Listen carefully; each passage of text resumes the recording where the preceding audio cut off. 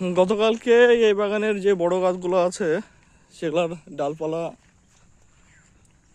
কেটে উপরে একবারে গোল করে দেওয়া হয়েছে, মূলত এই ছোট যে আমের গাছগুলো আছে সেগুলার পরিচর্যা করার জন্য। আর জমিটা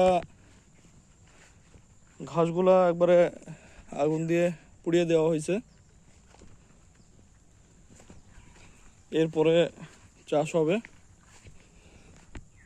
চাষ দেওয়ার পরে হয়তো যে ফসল প্রয়োজন সে ফসল করবে। আর গাছের গোড়াতে তো অবশ্যই সার পাউস পড়বে, কারণ আর কিছুদিন পরেই গাছের মুকুল আসবে, সেই মুকুলের জন্য বীজ স্প্রে করা হবে,